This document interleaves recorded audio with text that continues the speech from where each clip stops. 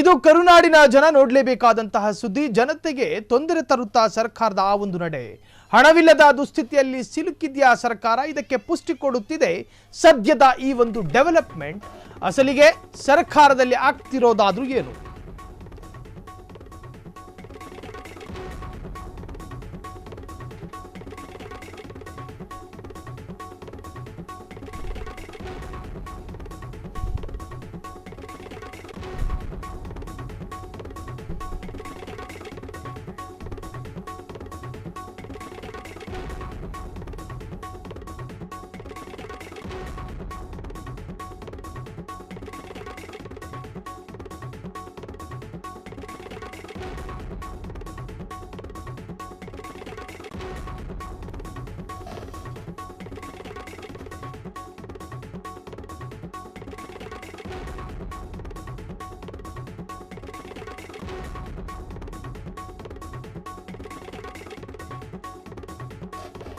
ಅಸಲಿಗೆ ಸರ್ಕಾರದಲ್ಲಿ ಏನು ನಡೀತಾ ಇದೆ? ಇದು ಕರುನಾಡಿನ ಜನ ನೋಡಲೇಬೇಕಾದಂತಹ ಸುದ್ದಿ. ಹಾಗಾದ್ರೆ ಜನರಿಗೆ ಏನಾದರೂ ಮೋಸ ಆಯ್ತಾ? ಜನತೆಗೆ ತೊಂದರೆ ತರುತ್ತಾ ಸರ್ಕಾರದ ಈ ಒಂದು ಹೆಜ್ಜೆ ಅಥವಾ ನಡೆ? ಹಣವಿಲ್ಲದ ದುಸ್ಥಿತಿಯಲ್ಲಿ ಸಿಲುಕಿದೆಯಾ ಸರ್ಕಾರ?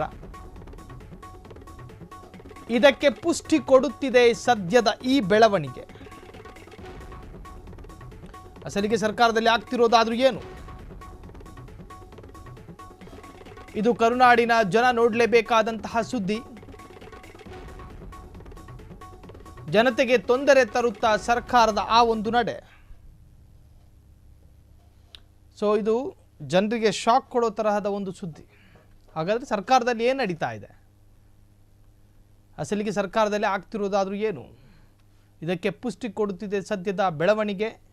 ಸೊ ಹಾಗಾದ್ರೆ ಏನಾಗ್ತಾ ಇದೆ? ಹಣವಿಲ್ಲದ ದುಸ್ಥಿತಿಯಲ್ಲಿ ಸರ್ಕಾರ ಇದೆಯಾ? ಗ್ಯಾರಂಟಿಗೆ ದುಡ್ಡಿಲ್ಲದ ದುಸ್ಥಿತಿಯಲ್ಲಿದೆಯಾ ಸರ್ಕಾರ? ರಾಜ್ಯದ ಜನತೆಗೆ ಶೀಘ್ರವೇ ಕಾದಿದೆಯಾ ಕರೆಂಟ್ ಶಾಕ್?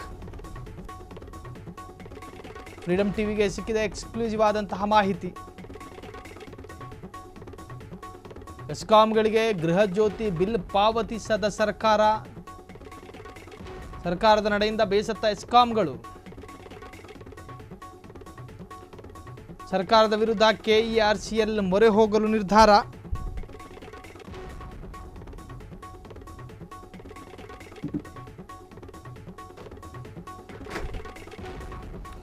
ರಾಜ್ಯದ ಜನತೆಗೆ ಇದು ನಿಜಕ್ಕೂ ಕೂಡ ಒಂದು ರೀತಿಯ ಶಾಕ್.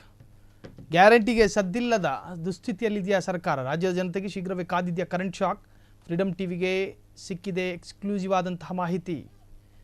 ಎಸ್ಕಾಂಗಳಿಗೆ ಗೃಹ ಜ್ಯೋತಿ ಬಿಲ್ ಪಾವತಿಸದ ಸರ್ಕಾರ. ಸರ್ಕಾರದ ನಡೆಯಿಂದ ಬೇಸತ್ತ ಎಸ್ಕಾಂಗಳು.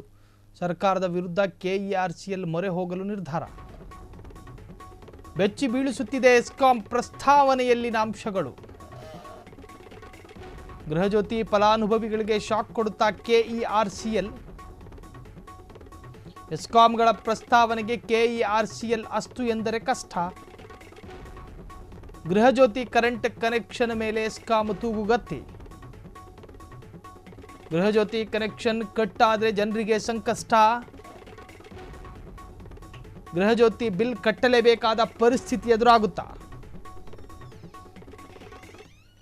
ಅಸಲಿಗೆ ಸರ್ಕಾರದಲ್ಲಿ ಆಗ್ತಿರೋದಾದ್ರೂ ಏನು? ಬೆಚ್ಚಿ ಬೀಳಿಸುತ್ತಿದೆ ಎಸ್ಕಾಂ ಪ್ರಸ್ತಾವನೆಯಲ್ಲಿನ ಅಂಶಗಳು. ಸೊ ಇದು ಗೃಹ ಜ್ಯೋತಿ ಫಲಾನುಭವಿಗಳಿಗೆ ಶಾಕ್ ಕೊಡುತ್ತಾ ಎನ್ನುವಂತಹದ್ದು.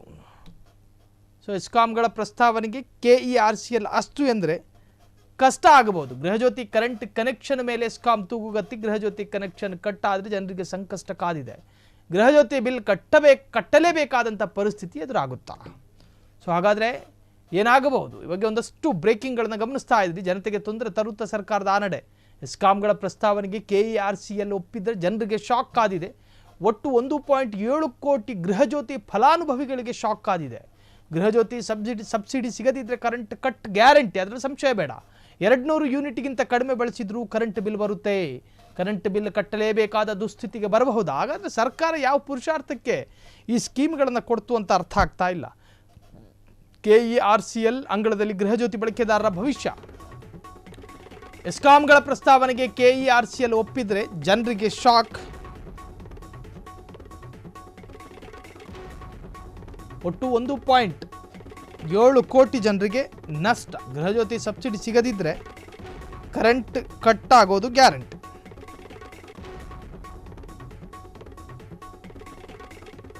ಕರೆಂಟ್ ಬಿಲ್ ಕಟ್ಟಲೇಬೇಕಾದಂಥ ದುಸ್ಥಿತಿ.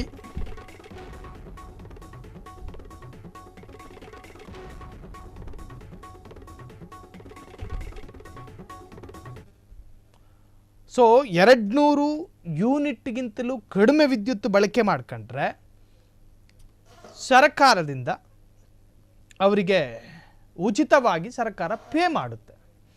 ಈ ತರಹದ್ದೆಲ್ಲ ಸ್ಕೀಮ್ಗಳನ್ನು ಜನರು ಅರ್ಜಿ ಹಾಕಿ ಸಿಕ್ಕಿದ್ದಲ್ಲ, ಸ್ವಯಂ ಪ್ರೇರಿತವಾಗಿ ಸರ್ಕಾರನೇ ಕೊಟ್ಟಿದ್ದು ಜನರಿಗೆ. ಸರ್ಕಾರನೇ ಕೊಡುತ್ತೆ, ಸರ್ಕಾರನೇ ಕಳಚುತ್ತೆ ಅನ್ನೋದಾದರೆ ಗೃಹಜ್ಯೋತಿಗೆ ಶಾಕ್ ಜೊತೆಗೆ ಕರೆಂಟ್ ರೇಟ್ ಶಾಕ್ ಕೂಡ ಎದುರಾಗ್ತಾ ಇದೆ.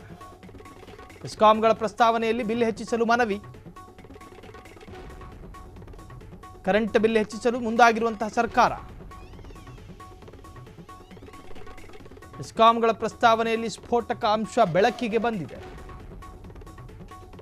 ಗೃಹಜ್ಯೋತಿಗಾಗಿ ಇತರೆ ಗ್ರಾಹಕರಿಗೆ ಬಿಲ್ ಹೊರೆ. ಸುಳಿವು ಕೊಡುತ್ತಿದೆಯಾ ಎಸ್ಕಾಂಗಳ ಪ್ರಸ್ತಾವನೆ? ಸೊ ಗೃಹಜ್ಯೋತಿ ಯಾರ್ಯಾರು ಫಲಾನುಭವಿಗಳಿದ್ದೀರೋ ನಿಮಗೆಲ್ಲರೂ ಕೂಡ ನಿಜಕ್ಕೂ ಕೂಡ ಶಾಕಿಂಗ್ ಸುದ್ದಿ ಕಾದಿದೆ. ಒಟ್ಟಾರೆ ಸರ್ಕಾರವೇ ಈ ತರಹದ ಒಂದು ಎಡವಟ್ಟನ್ನು ಮಾಡಿಕೊಳ್ತಾ ಎನ್ನುವಂಥದ್ದು ಈಗ ಬಹಳಷ್ಟು ಚರ್ಚೆ ಆಗ್ತಾ ಇರತಕ್ಕಂಥ ವಿಚಾರ.